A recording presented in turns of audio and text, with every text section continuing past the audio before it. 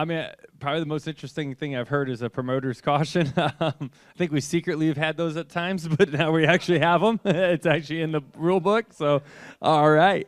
Your teammate's like your brother, you know, like you're going to have every now and again, you're not going to see eye to eye. I mean, every sport has that type of stuff. All of them, right? There's conflict, right? People just, everyone's out for themselves. It's cool, right? Like, people want to see that. I don't have a problem with it. How do you handle like conflict after a race? Well, it depends. I don't know. It depends on who it is and what happened before. I don't know. Every situation's different. For Joey Logano, he's got 2 All-Star race wins already in his trophy case, and they came in very different fashions. First in 2016 at Charlotte Motor Speedway, a legendary 1.5 miles, and then last year here dominating at the historic short track, leading an incredible 199 laps. To that point, Joey, that was your first race win in about 14 months, and after that, you go on to win the entire season championship. Was that $1 million win in May last year a nice springboard for you to kind of carry you through the second half of the year? Sure, sounds good. You know, this facility, just going back on the facility itself, is amazing to see this. You know, for years I've driven past it on the highway. I think about coming here. A few years back, Vaughn Gittin Jr. and myself did a drift video through some of the back roads here, which the police helped us with that, so thank you. We did it legally, put that out there. And then we came here to the Speedway, and we drifted all through the Speedway before it was redone. So we went through underneath the grandstands, and it was amazing seeing, it was kind of eerie, to be honest with you. It looked like there's a ghost town. It looked like everyone just left it. And to the point, like, I looked inside the infield care center, and there were still stretchers in there. And it's kind of a weird feeling at that moment. But to see what you guys have done to tastefully improve the facility for the modern day with keeping the nostalgia of what North Wilkesboro Speedway is really neat. And I think last year, you know, when you look at the repave, that's always a concern, right? When you hear a repaved racetrack, everyone gets a little bit concerned on what that's going to be like. And surprisingly, the track got very wide.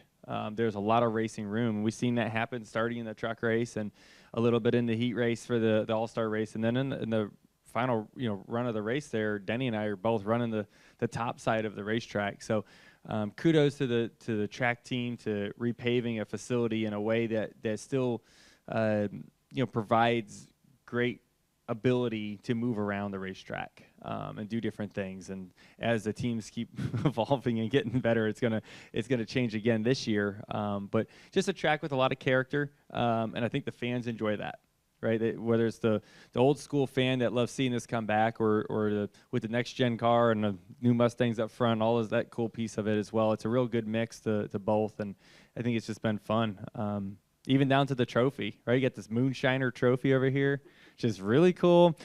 I gotta say, we made it better. We made it better. We may have figured out a way to get it to pour a little whiskey out of it for our Christmas party with just a push of a button. And so it's very possible to do that. Hopefully no one else knows how to do it, and it's just us that know how to do it, and they won't get the trophy this year. But if not, I'll help those people get that part done. But it's definitely a really cool place, and it's a neat place to be. It's amazing to see how far it's come along, and shoot, what's better than racing for $1 million? I wish I could do it. I can't get out there and race for $1 million like you can. Now, this year we've got some new tweaks to the format around the All-Star race. First, the race is actually 50 laps longer this year, so that's more value for the fans, more tire strategy for the teams. Second, there's a promoter's caution.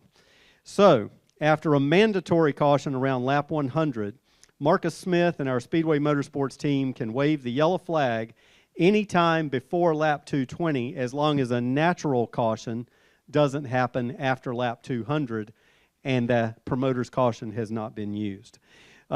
Joey, talk about those couple of changes, if you guys have even talked about it yet from a team standpoint, but having more laps, thinking about what that's going to mean for pit strategy and tires, but then also the possibility of a promoter's caution getting thrown, which could throw a wrench in a lot of plans.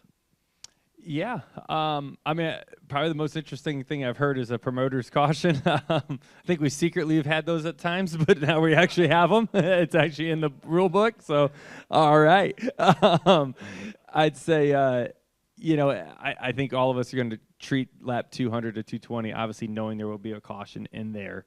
And you're going to probably most likely work your strategy around that and what you're going to need for a short run to finish the race, right? So I think you've pretty much, if you're a race fan, you can guarantee you're going to have an action-packed 30 laps at the end of the race. The cars are going to be right next to each other. And as far as tire fall off and those type of things, I don't think we know exactly what that's going to look like yet until we get on the racetrack. And so as far as building out a strategy of what it looks like with that extra 50 laps and with that break there in between and then obviously the caution there towards the end of the race, there's a lot of there's some what ifs, but I think we'll answer those when we get out here to practice. When you get out there, you make a long run, you see what fall off looks like, you see what the track looks like as far as maneuverability, where you can go up and down the racetrack, and can you pass cars, right? Like a lot of times you look at it and say, yeah, new tires are faster, but can I pass the cars? And I think we'll have to just wait and see what that presents. But it's definitely different. There's some change there for sure, and the All-Star race just presents that opportunity all the time. We say that within our sport, whether it's car changes or format changes, the rules go out the window when it comes to the All-Star race. There's no points on the line. So it's our opportunity to think a little bit outside the box, try some different things. And, ever since I've been in the sport, the All-Star race has been that. Has been the opportunity to do something different. And, that's a big change. I think the other big change really is the pit crew competition, right, for qualifying. I know all the teams love doing that. Like the pit crews take a lot of pride in that. But not just the pit crews, it's everybody involved to make it happen, right? Your engineers have to do a good job at calculating pit road speed. The driver has to do a good job at maximizing pit road speed. This is a hard pit road. It's this corner here, you got to adjust your pit road lights to maximize it. So there's a lot of math and communication that goes on there to correctly do that. Obviously the pit stop, and you got to have a fast car on top of that. So it's really one of the most enjoyable and challenging qualifying sessions of the year, probably the most. And when you grab the pole like we did last year, it's a little bit extra pride, like in hitting that one. So definitely a lot of possible cool moments coming up for a lot of race teams. So the pit crew challenge, the difference that Joey's talking about this year, all the All-Star Open cars are also eligible to participate in the pit crew challenge. So that's another added incentive for those teams and those cars, those drivers, because there's a $100,000 prize for the fastest pit stop as part of that goes to the crew guys. So it's fantastic for those guys to get engaged like that. I'd like to thank you guys for coming up and joining us today as we look ahead to NASCAR All-Star Race Week. I've gotten this question from a couple of people. Yes, you can keep your shot glasses that are on the tables, so please take those home with you if there was one there when you enjoyed your lunch today. I want you to enjoy that. And then what we're going to do now before we break for our media guests, we're going to do one-on-ones, some breakout interviews with Jake and with Joey, and we're going to split you guys. So I'm going to ask all of my TV media first. We're going to have Jake move over to this backdrop and have you all start here with him. Have our additional media start here with Joey, and he'll remain in front of this backdrop up on the stage. We'll go about 8 to 10 minutes, and then we'll switch you guys media-wise, okay? Then we're all going to head down to the front stretch at the start-finish line, and we will reveal our Ford Mustang Dark Horse pace cars with the assistance of our North Carolina State Highway Patrol.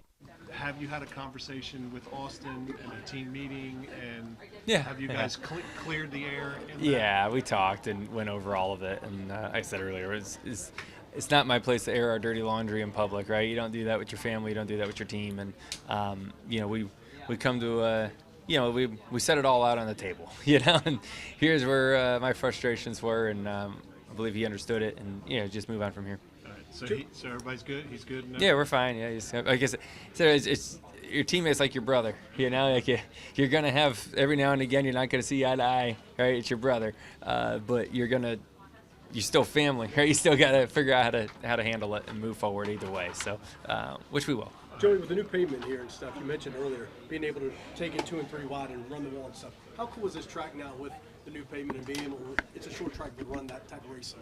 Yeah, I couldn't believe it when it happened last year. We came up here to do the tire test, and it was locked on the bottom. And I was like, man, this race is going to be pretty tough to pass. There's not going to be many options. And then all of a sudden, it just went completely opposite of what I thought it would. It laid up a lot of rubber on the racetrack. Everyone kept kind of chasing. We call it chasing the gray, right, the lighter part of the racetrack where there's no rubber on it yet.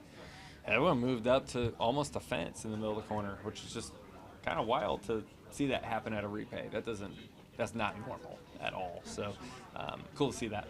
Yeah. You mentioned earlier about the promoter's caution and the last 30 laps. I mean, and building the strategy around that sort of dash to the finish. How much is the driver involved in those strategy sessions? How much is it the crew chief? What is it like? It's different for every team, right? I mean, I'm pretty involved in about every decision because I want to be. Like, I want to know what's going on. I feel like that helps me behind the wheel. There's other teams and drivers that do it the complete opposite, and they're be really good too. So it just depends on the team. But I'll be, with Paul talking about it night before the race on what we see from practice and how we see the race playing out. Were you surprised at all last year about, because you went to the soft tire way earlier than everybody else. Were you surprised at how it lasted and how it, sort of dictated the rest of the race? We were surprised that less cars didn't do it. That was kind of our surprise. We just thought that, after practice, when we put them on, they were just faster. Like, they didn't really, they eventually came to the same speed as the hards, but they would never, cross over to where the hards were faster. So when we looked at it, we were like, well, we get the advantage on the front end for 40, 50 laps, and then we're the same. So why wouldn't you just put them on? So I don't know. To us, it seemed fairly simple. So we're like, this is what we're going to do. And it worked out well. Joey, a lot of these tracks we're coming back to have had these facelifts. Do they lose the awe at all, though, the history? I mean, when you're coming to North Wilkesboro, it's still that same track. Does it lose it all? I mean, this place, it's had I guess a facelift is the right way of saying it, right? It's still the same face. It's just got the skin pulled back a little bit, right? Stuff looks a little nicer. But, when you look out, I'm looking at the windows right now behind me. The grandstands are still, it's downhill, right? They're still, staggered down there and kind of funky looking. And you wouldn't build it like that brand new today, right? It's the character that was here over the years is what I'm saying. The wall on the racetrack still's got a little wave in it down the straightaway. It's not perfect, right? It has that character. It has things that are just unique about it. And that's what I think keeping that is important, because that's what's made this racetrack cool and special to the fans. And doing a complete tear down and rebuild of it, I think it would lose a little bit of its nostalgia, a little bit of the love behind what this racetrack is. So I think they did it tastefully. Like I said when I got up here, it's a very tasteful renovation that keeps the old school feeling, but yet makes it to where it's everyone's not sitting here trying to get cell phone service, and there's not good food, and there's not all the old stuff, right? It's actually the modern day things that we've all come accustomed to when you go to a sporting event. So Joey, this is the third year now here in North Wilkesboro, and then Rockingham a couple weeks ago seemed to be pretty successful. So what are you and other drivers saying about NASCAR maybe getting back to their roots and this resurgence of older racetracks? Yeah, I mean, obviously, it's a big commitment. I guess I'm a little. You got to look at it from the human mind a little bit, right? Why did this place not get a race anymore? Why did it go away in the first place? Well, I assume no one showed up, right? I assume that's probably why it lost the race. And then when people want what they can't have, right? And all of a sudden they miss North Wilkesboro. Well, you didn't go there when it was there, so it's gone. So now it's back. So everyone needs to continue going to the race if they want to continue to have a race up here. So same story with Rockingham, right? Same story, second verse. So, I think that's kind of the look of it. What I think is that, hey, there's been a big investment here. The races are back here.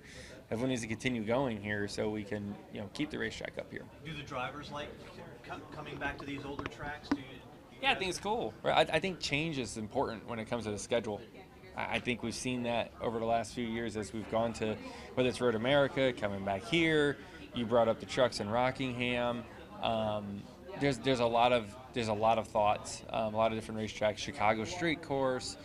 I'm sure I'm missing a couple of them, but the first time when you go to them, really the first 3 or 4 times, the LA Coliseum, Bowman Gray. I'm going to keep adding them up, but every one of them, the first 2 or 3 times has been a massive success from people showing up, because people don't know what to expect, and we're going to them, right? Like, it's a lot to ask a fan of any type to travel multiple hours away from their home and get hotels and do the whole thing to go watch a race when they got to be back home Sunday night to go to work Monday morning. Really hard to do that. So if we can spread out and bring the race to fans that don't typically get to go, it's been successful. You mentioned on the stage that this race last year was your first win, kind of set the stage for the championship run. Kind of given the speed, but not the finishes that you guys have gotten this year, do you see that as a possibility again this year? I mean, I don't know. I mean, sure. I don't know if it's different. Like, our speed in our cars are a lot faster this year. You know, we haven't won yet this year, but our last one wasn't that long ago. I guess in the grand scheme of things, it feels like a while now at this point. But you know, it'd be nice to click off some wins. I remember when we won the race, it was bittersweet at the moment, because I was like, it's great we won the AllStar race, we won $1 million. I'm like, gosh, I wish this was for points. You know, like, at the moment, that's how I felt. Didn't matter in the long run, but at the time, that's what I thought. Last year, your win here was nearly overshadowed when Kyle and Ricky got in their little scuffle. I forgot about that. When you think about that, what I guess the All-Star race is probably the perfect place to have those kind of emotions, and not just at a points race where it counts for the real deal. But once you think about all of that, when you reflect back on it a year later, nearly. Hey man, our sport is. I mean, every sport has that type of stuff, right? You can watch a basketball game, you can watch obviously hockey, but you watch NASCAR from years ago, football, you know, all of them, right? There's conflict, right? Everyone's out for themselves, and there's just take, and everyone handles it differently, and it's cool, right? Like, people want to see that. I don't have a problem with it. You've been in a few of them. Yeah. Where do you draw the line when it's not your teammate and you get mad at somebody for some perceived aggression on the track that in the moment feels like one thing? Post-race may look like another, or outside from our perspective, from the TV perspective, may be a totally different thing. How do you deal with that when you're so mad when it's not a teammate? How do you handle like conflict after a race? Yeah. Well, it depends. I don't know. It depends on who it is and what happened before. I don't know. Every situation's different.